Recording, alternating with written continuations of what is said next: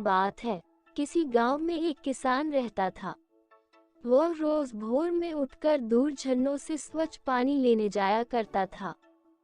इस काम के लिए वह अपने साथ 2 बड़े घड़े ले जाता था, जिन्हें वो डंडे में बांधकर अपने कंधे पर दोनों ओर लटका लेता था। उनमें से एक घड़ा कहीं से फूटा हुआ था और दूसरा एकदम सही था। इस वजह से रोज घर पहुंचते पहुंचते किसान के पास 1.5 घड़ा पानी ही बच पाता था। ऐसा 2 सालों से चल रहा था। सही घड़े को इस बात का घमंड था कि वो पूरा का पूरा पानी घर पहुंचता है और उसके अंदर कोई कमी नहीं है। वहीं दूसरी तरफ फूटा घड़ा इस बात से शर्मिंदा रहता था कि वो आधा पानी ही घर तक पहुंचा पाता है और किसान की मेहनत बेकार चली जाती है। फूटा घड़ा ये सब सोचकर बहुत परेशान रहने लगा और एक दिन उससे रहा नहीं गया। उसने किसान से कहा, मैं खुद पर शर्मिंदा हूँ और आपसे क्षमा मांगना चाहता हूँ। क्यों? किसान ने पूछा, तुम किस बात से शर्मिंदा हो? शायद आप नहीं जानते, पर मैं एक जगह से फूटा हुआ हूँ और पिछले 2 सालों से मुझे जितना पानी घर पहुँचाना चाहिए था बस उसका आधा ही पहुँचा पाया हूँ।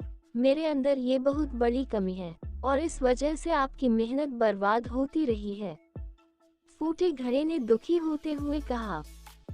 किसान को घड़े की बात सुनकर थोड़ा दुख हुआ और वह बोला, कोई बात नहीं, मैं चाहता हूँ कि आज लौटते वक्त तुम रास्ते में पड़ने वाले सुंदर फूलों को देखो। उद्धरण चिन्ह। घड़े ने वैसा ही किया। वह रास्ते भर सुंदर फूलों को देखता आया। ऐसा करने से उसकी उदासी कुछ दूर हुई, पर घर पहुँचते पहुँचते फिर उसके अंदर से आधा पानी गिर चुका था। वो मायूस हो गया और किसान से क्षमा मांगने लगा। किसान बोला, शायद तुमने ध्यान नहीं दिया, पूरे रास्ते में जितने भी फूल थे वो बस तुम्हारी तरफ ही थे, सही घड़े की तरफ एक भी फूल नहीं था। ऐसा इसलिए क्योंकि मैं हमेशा से तुम्हारे अंदर की कमी को जानता था और मैंने उसका लाभ उठाया।